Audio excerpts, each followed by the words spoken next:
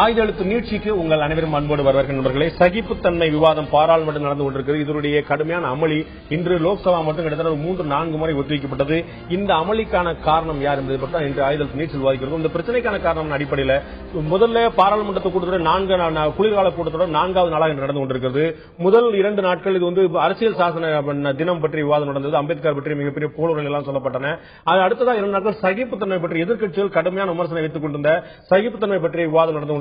இன்றைய விவாதத்தின் போது மார்க்சிஸ்ட் கம்யூனிஸ்ட் கட்சியை சேர்ந்த பாராளுமன்ற உறுப்பினர் ராஜ்நாத் சிங், மத்திய உள்துறை அமைச்சர் ராஜ்நாத் சிங் பற்றி ஒரு சர்ச்சைக்குரிய கருத்தை சொல்ல, அதற்கு ராஜ்நாத் சிங் உட்பட ஒட்டுமொத்த பாஜக கடுமையான எதிர்ப்பை தெரிவிக்க 1, 2, 3, 4 முறை இந்த அமளி துமளி கடுமையாக ஏற்பட்டு சபை ஒத்திவைக்கப்பட்டது. தான் கூறிய கூற்றுக்கான ஆதாரத்தை வைக்க வேண்டும் என்று பாஜக தரப்பில் கேட்க, அதற்கு ஒரு ஊடகத்தில் வந்த செய்தி எடுத்துக்காட்ட இதெல்லாம் ஏற்க முடியாது சொல்ல, கடைசியில் ஒரு வழியாக இந்த அவைக்குறிப்பிலிருந்து அவர் சொன்ன வார்த்தைகள் நீக்கப்பட்டன. பாராளுமன்றத்துடைய அவைக்குறிப்பு நீக்கப்பட்டன. இந்த சகிப்புத்தன்மை என்பது பற்றிய ஒரு வாதம் என்பது ஒரு பரஸ்பரம் குற்றம் சாட்டுவதற்கான ஒரு தளமாக மட்டும்தான் இருக்கிறதா? உண்மையிலேயே இந்த நாட்டில் சகிப்புத்தன்மை வளருவதற்கு என்ன செய்ய வேண்டும் என்பது பற்றி ஒரு ஆரோக்கியமான விவாதமாக நடக்கிறதா என்பது பற்றி தான் இன்றைய ஆயுத நீட்சில் விவாதிக்கிறோம். நிகழ்ச்சி இந்த பின் நம்முடைய பாஜகவை சேர்ந்த மூத்த தலைவர் ராஜலட்சுமி நம்முடைய இருந்திருக்கார். உங்களை இந்த வரவேற்கிறேன் பேராசிரியர். அதேபோல மார்க்சிஸ்ட் கட்சியை சேர்ந்த திரு கண்ணன் நம்முடைய இருந்திருக்கார். உங்களை நிகழ்ச்சிக்கு வரவேற்கிறேன். நான் திரு கண்ணன் கேட்க ஒரு முறை முதல் தகவல், இந்த விவாதம் ஒழுங்காக ராஜ்யசபாவிலும் லோக்சபாவிலும் நடந்து கொண்டிருக்கும் போது மேற்கு வங்கத்துடைய பாராளுமன்ற உறுப்பினர் திரு முகமது சலீம் அவர்கள் ராஜ்நாத் சிங் பற்றி ஒரு கருத்தை சொல்ல, அது ஒரு விவாதத்தை கிளப்பி மாறி மாறி ஒத்திவைக்கிற காரணமா இருந்தது மார்க்சிஸ்ட் கட்சியை சேர்ந்த பாராளுமன்ற உறுப்பினர் தான் என்றால் மறுப்பீர்களா திரு கண்ணன்? அதாவது இது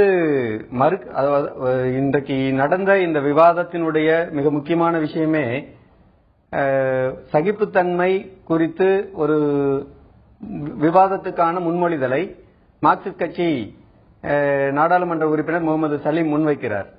அந்த விவாதத்தில் அவர் பல்வேறு ஆதாரங்களை கோடிட்டு காட்டி தான் முன்வைக்கிறார்.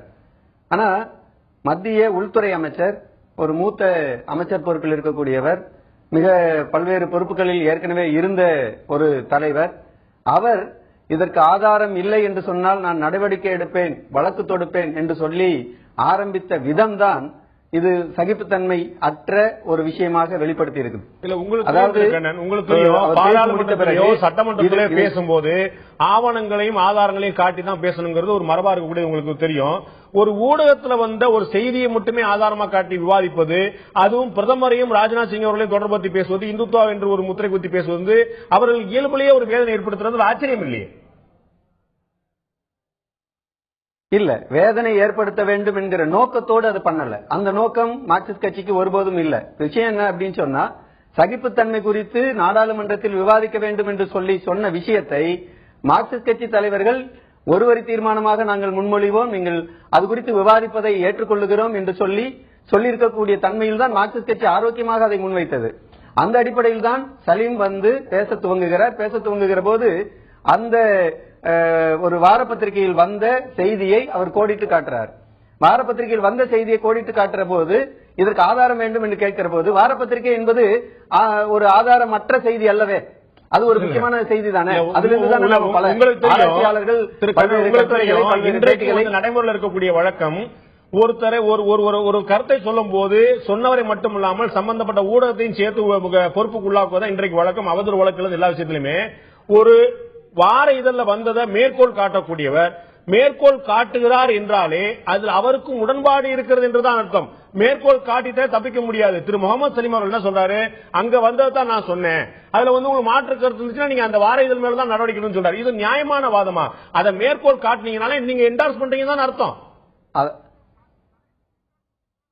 ஆமா, அதாவது பத்திரிகையில் வந்திருக்கிற செய்தியை இல்ல அது தவறான செய்தி என்று மறுத்திருக்கலாமே. உள்துறை அமைச்சர் நீங்க காட்டக்கூடிய ஆதாரம் தவறான செய்தி என்று மறுத்திருக்கலாமே. அதற்கு அவருக்கு உரிமை இருக்கிறது.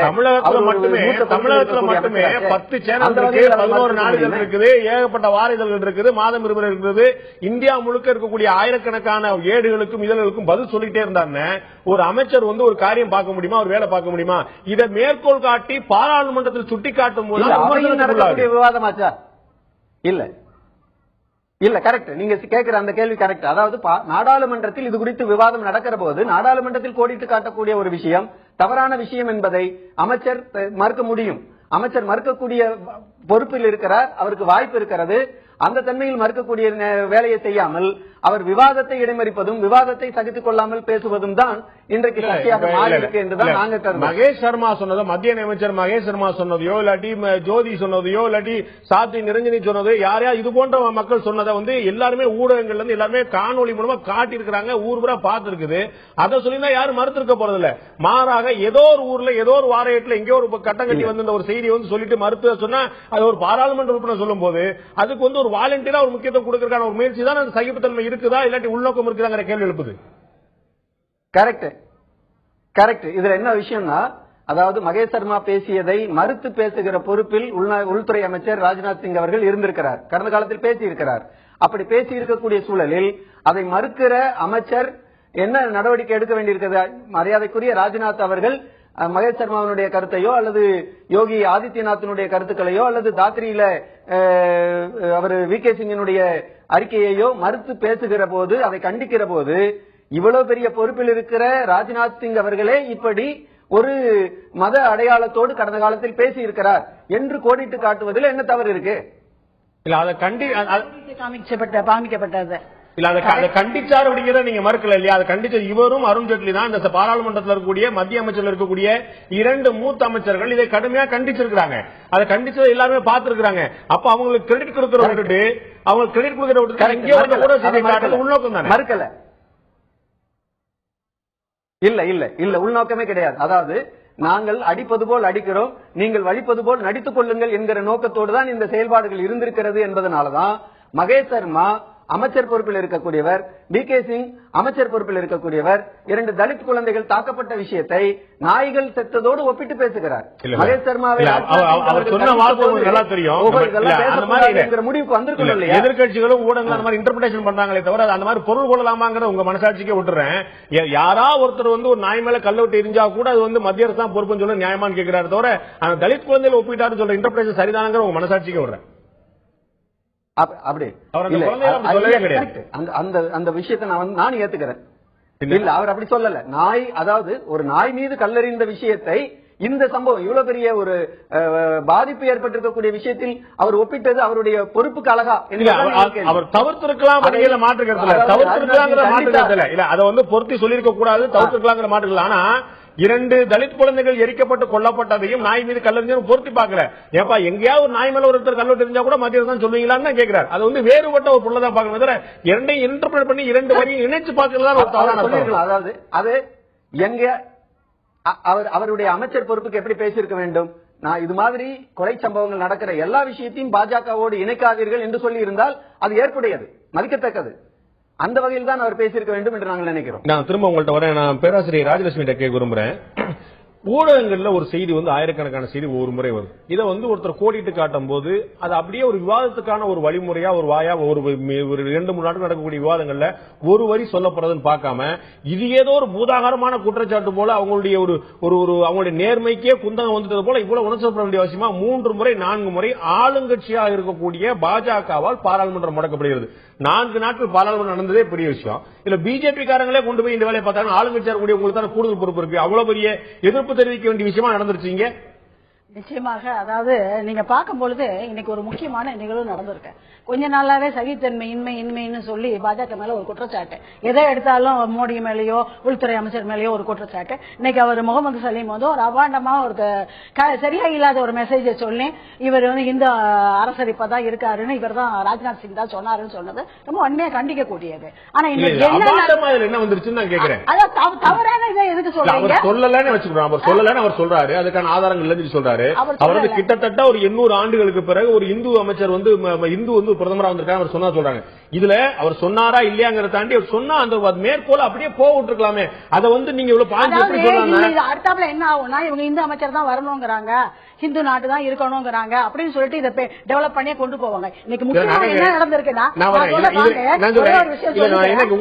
என்ன வருத்தத்துக்குரிய விஷயங்கள் இருக்கு. மன்மோகன் சிங் வந்து ஒரு சீக்கியர், அப்துல் கலாம் வந்து ஒரு இஸ்லாமியர், நரேந்திர மோடி ஒரு இந்து, அதுல பெருமை பேசிக்கிறவர் கூட அப்படி சொன்னா என்ன? ஹிந்து வெறியராக இருப்பது தப்பு, இந்துவா இருப்பது தப்பு கிடையாது. அத இதை இப்படி கூட சொன்னாரு, இதெல்லாம் சகிப்புத்தன்மையோட சேர்த்துருவாங்க உடனே லிஸ்ட். சகிப்புத்தன்மை இல்லைன்னு இன்னைக்கு வந்து ஒரு நோட்டீஸ் அக்செப்ட் பண்ணி நீ சகிப்புத்தன்மையை பத்தி ஒரு விவாதம் எடுத்து என்ன நடந்தது? அது ஒண்ணுமே இல்லாம புஸ்வானம் ஆயிடுச்சு. இப்படி அதை உடச்சு விட்டுட்டோம். இதுதான் ஒரு நல்ல விஷயம். இல்லாட்டி இவங்க சகிப்புத்தன்மை இல்ல அப்படின்னு சொல்லிட்டு அங்க ஒரு கேஸ். விவாதமே சகிப்புத்தன்மை இருக்கிறதா இல்லையா இந்த நாட்டில் அப்படிங்கிற பத்தி தான். சகிப்புத்தன்மை எது இல்லைங்கிறது தான் ஒரு வார்த்தை ஒரு பாராளுமன்ற உறுப்பினர் ஒரு மேற்கோள் காட்டி சொல்லக்கூடிய சாதாரண வார்த்தை. அவர் தப்பா சொல்லக்கூடாது. விக்கிபீடியால ஏதாவது வந்து பார்த்துட்டு வந்து சொல்லக்கூடாது. ஆத்தென்டிக் இன்ஃபர்மேஷன் தான் சொல்லணும். ஏதாவது வித் ரெஃபரன்ஸ் கரெக்ட் இன்ஃபர்மேஷன் தான் சொல்லணும். அவர் வந்து சொல்லப்படாது. அது எங்க இருந்து இது எடுத்து காட்டி சொல்றாரு. வேற ஒருத்தர் இப்ப சொன்னா அது வேற ஒருத்தர் வருது விஷயம். இல்ல ராஜீவ் பிரதாப் ரூடி அவர்கள் கேட்கிறாரு. அவர் வந்து பாராளுமன்றத்தை சொல்றாரு, இதற்கான ஆதாரத்தை காட்டாமல் நாங்கள் சபையை நடக்க விட மாட்டோம் சொல்றாரு.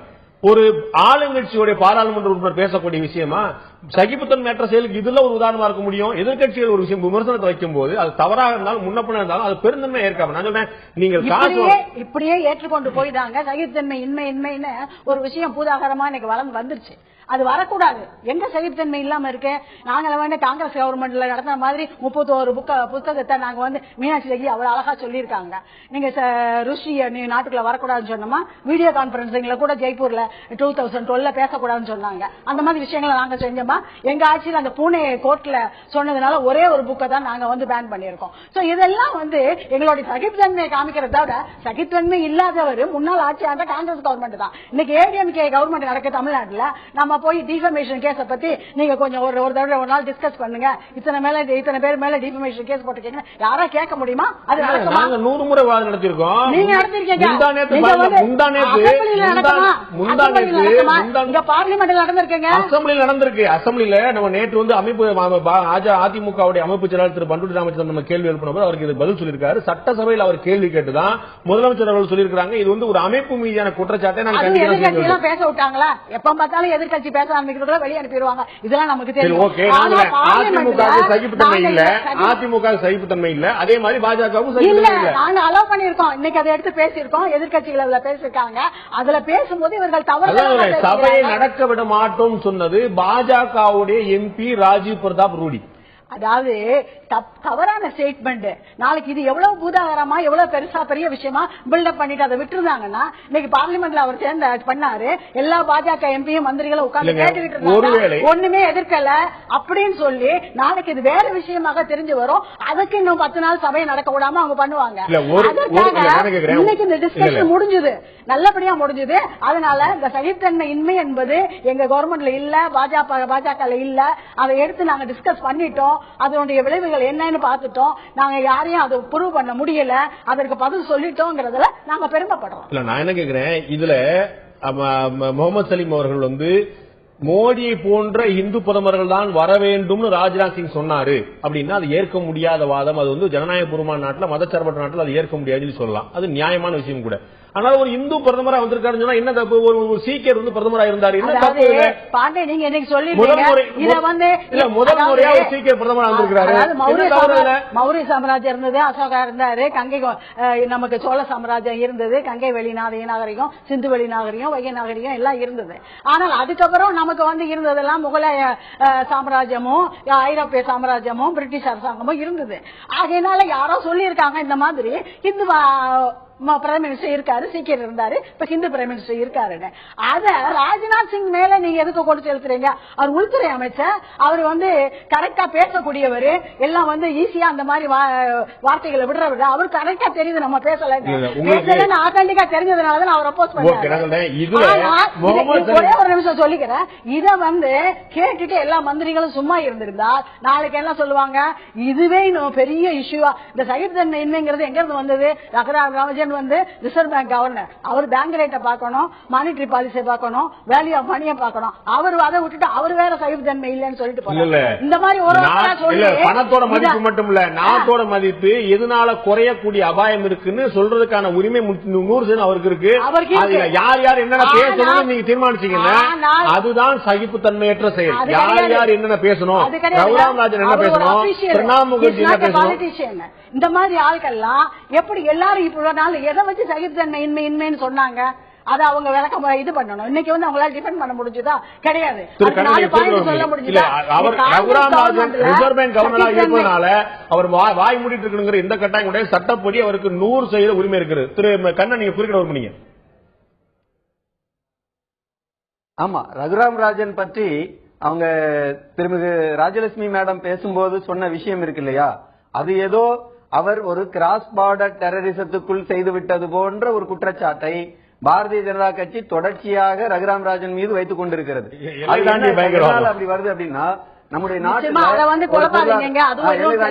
பயங்கரவாத மாதிரி, அதாவது இல்ல இல்ல இல்ல இல்ல ரகுராம் ராஜன் அவர் என்ன சொல்றாரு, அவர் ஒரு ரிசர்வ் பேங்க் கவர்னர், அதை தான் செய்யணும், அதை தவிர்த்து வேற அரசியல் விஷயமே பேசக்கூடாது என்று சொல்லுவதே அது ஒரு சகிப்பற்ற விஷயம் தானே.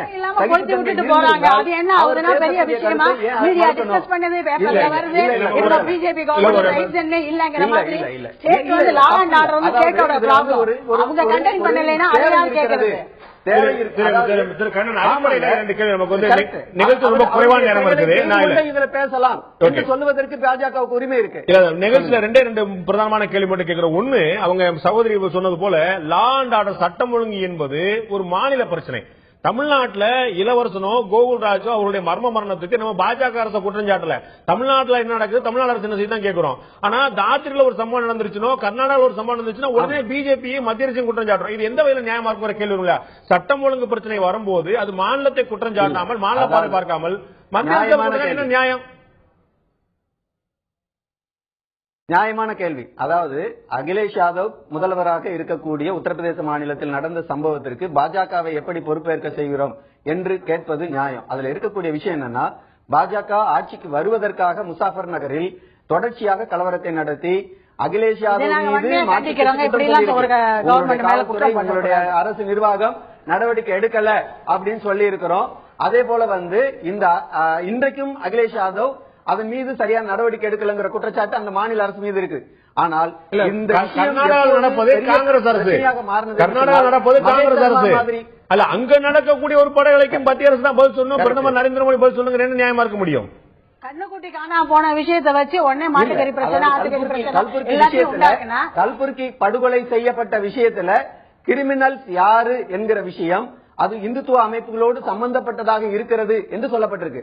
அது மகாராஷ்டிரால கடந்த காலத்துல காங்கிரஸ் கவர்மெண்ட் இருக்கிற போதுதான் நரேந்திர தபோல்கர் கொல்லப்பட்டார். இப்போது பிஜேபி கவர்மெண்ட் வருவதற்கு கொஞ்சம் அந்த காலத்தில் தான் இவர் கோவிந்த் காங்கிரஸ் நடந்தா கூட உடனே பிஜேபி கவர்மெண்ட் குற்றம் சாட்டுறது வந்து வழக்கமா போச்சு.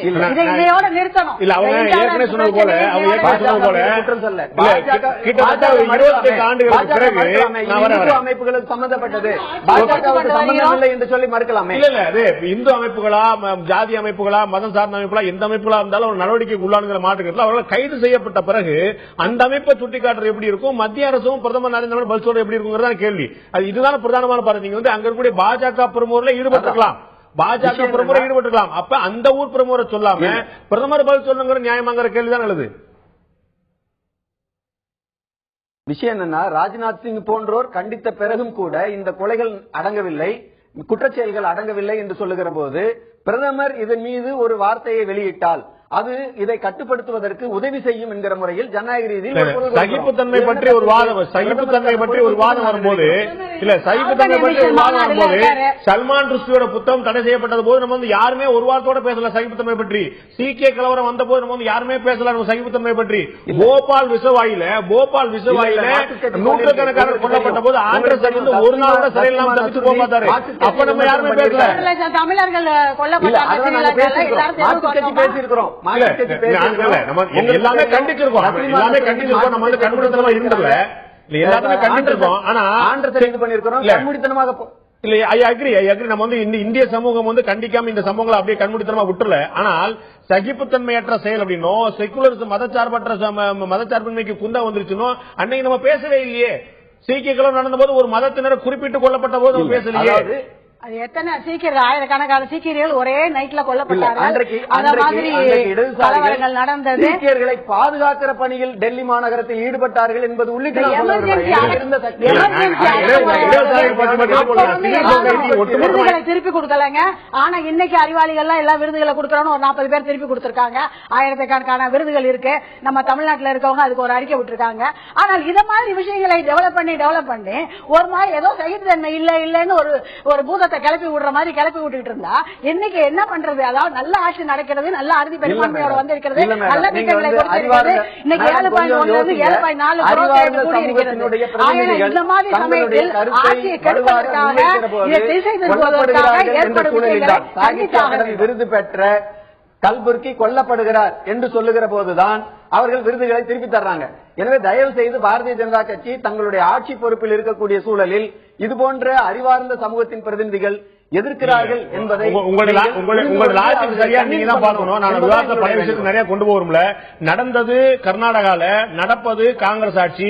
அதுல வந்து ஒரே ஒரு இந்துத்துவா பிரமுகரோட கைது செய்யப்படல. அப்படி கைது செய்யப்பட்டிருந்தாலும் அது இந்துத்துவா சமூகம் அந்த எந்த அமைப்போ அவர்கள் தான் பொறுப்பேற்கும் தவிர அதுக்கு பிரதமர் மோடியை பொறுப்பேற்க செய்வதும் விருதுகளை திருப்பி தருவதும் எந்த அளவுக்கு பொறுத்தங்கிறது உங்களுடைய மனசாட்சிக்கு விட்டுற நிகழ்ச்சி முடிக்க நேரம் வந்துச்சு. நான் ராஜலட்சுமி அவர்கிட்ட கேட்க விரும்புறேன் இந்த விஷயம். நான் நிகழ்ச்சி முடிக்க நேரம் கண்ணன் மன்னிக்கணும்.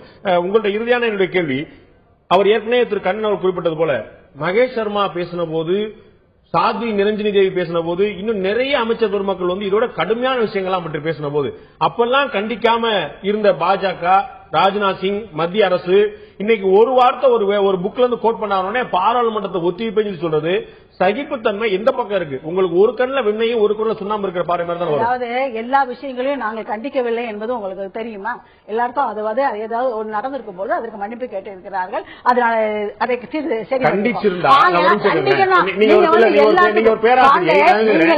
அதை எல்லாத்துக்கும் மோடி வந்து அப்படி ஒரு செயல்பட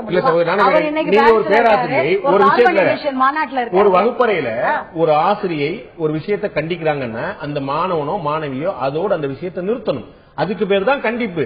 நீ வந்து அவர் சொல்ற மாதிரி நீ மாட்டு நம்ம நாடு ஜனநாயக நாடு. எங்கள் பாரதிய ஜனதா கட்சி வந்து ஜனநாயக ரீதியான கட்சி. எல்லாருக்கும் ஒரு டெமோக்ராட்டிக் இதுல செலக்ட் ஆகி தான் படிப்படியா மேல வராங்க. ஆகையினால இதுல வந்து உடனே ஒரு சர்வாதிகாரமா நீங்க தமிழ்நாட்டில் இருக்க ஆட்சி மாதிரி சொல்ல முடியாது. இல்ல மந்திரி எல்லாம் வரிசையில நின்று தான் நிப்பாங்க, செய்யறது செய்வாங்க. அதான் தவறுகளுக்கு உடன்படுவது இல்லை. யாரோ நம்ம மோடி அமைச்சர் பெருமக்கள் சொன்ன விஷயங்கள் ஒரு அமைச்சர் வந்து அக்கலக்கூடிய குடும்பத்துல வயது வந்த ஒரு பெண் இருந்தா நாங்க அப்படியே விட்டுட்டு வந்தோம், அதனால வந்து எங்களுக்கு கெட்ட நோக்கம் எல்லாம் கிடையாது சொல்லி பேசுறது தூண்டி விடுற மாதிரி இருக்கா? சகிப்புத்தன்மை மாறி இருக்கா? இது ஒரு அமைச்சர் பேசுற விஷயமா? இது இந்த வார்த்தையை அவர் பேசும்போது இந்த வார்த்தை வந்து அதோட அர்த்தம் வந்து அப்படி தப்பா எடுத்துட்டு போனா அர்த்தம் தான். ஆனால் வந்து நாங்க இதுக்கு சரியான அர்த்தம் இருக்கா? அதாவது சரியான அர்த்தம் ரீதியிலையும் நம்ம அப்ரோச் பண்ணிக்கலாங்க. ஆனா சின்ன இந்த மாதிரி ஒரு விஷயத்தையும் இந்த மீடியா தான் என்னமோ ஊறி அதான் நான் சொல்றேன். இந்த சகிப்புத்தன்மை இன்மை என்பது கொஞ்ச நாள் அந்த மீடியால எப்படியோ சுத்தி வருது. வேற டாபிக் கிடைச்சா அதுக்கு போயிடுவீங்க நினைக்கிறேன். கார்பன் எமிஷன் மாநாடு நடக்கிற அதை பத்தி பேசுங்களேன் இருக்கு. ஆனா இன்னைக்கு பார்லிமெண்ட்ல இது டிஸ்கஷன் எடுத்தது ஒரு நல்ல விஷயம். இதை போட்டு உடைச்சாச்சு. இன்மை என்பது இல்லை என்பது மீனாட்சி லேகி வந்து ரொம்ப அருமையா ஒரு பாராளுமன்றத்தில் விவாதத்துக்கு எடுத்தா நல்ல விஷயம், ஆயுதத்தில் விவாதத்துக்கு எடுத்தா தேவையில்லாத விஷயம் அப்படிங்கிற உங்களுடைய பார்வை. அதே பாராளுமன்ற விவாதத்தை விட்டு நீங்களும் இன்னைக்கு இதை முடிச்சிட்டீங்கன்னா நல்லது. அதுக்கப்புறம் இன்னும் மறுபடியும் யாரும் சகிப்புத்தன்மை இன்மை அப்படின்னு பேசுறது நல்லது இல்ல நான் நினைச்சேன். இன்னைக்கோட இந்த விஷயத்தை முடிச்சா எல்லாருக்கும் நல்லதுன்னு சொல்றீங்க. நிச்சயமாக சகிப்புத்தன்மையற்ற செயல், மதச்சார்பின்மைக்கு ஒரு குந்தம் விளைவிக்கக்கூடிய செயல் இந்த நாட்டில் நின்றால் நிச்சயமாக இதுபோன்ற விவாதங்கள் நிற்கும். மாற்று கருத்துல சகிப்புத்தன்மையற்ற செயல் எந்த சொல்லும் தொடரக்கூடாது, நடக்கக்கூடாது. மதச்சார்பற்ற தன்மைக்கு விளைவிக்கக்கூடிய சவால்கள் ஒருபோது தொடரக்கூடாது. மத்தியில பாராளுமன்றத்தில் இந்த விவாதம் இருந்திருக்கு. நிச்சயமாக அரசியல் சாசன நாளுக்கு பிரதமர் நரேந்திர மோடி அவர்கள் பதில் சொன்னது போல இந்த சகிப்பின்மை பற்றிய விவாதத்துக்கு பிரதமர் மோடி பதில் சொல்வாரா என்று பார்ப்போம். இதுல பிரதமர் உட்பட அத்தனை தலைவருடைய தலையீடு நேரடியாக பார்வை தேவைப்படுகிறது. அவர் இந்த நாடு முழுக்க மதச்சார்பின்மை நோக்கியும் சகிப்புத்தன்மை பற்றியும் தான் வந்து விவாதிக்கிறது, அதுதான் ஊக்குவிக்கிறது என்ற பார்வை மத்திய அரசுக்கு தேவை, இருக்கக்கூடிய ஒவ்வொரு அரசியல்வாதிகளும் தேவை.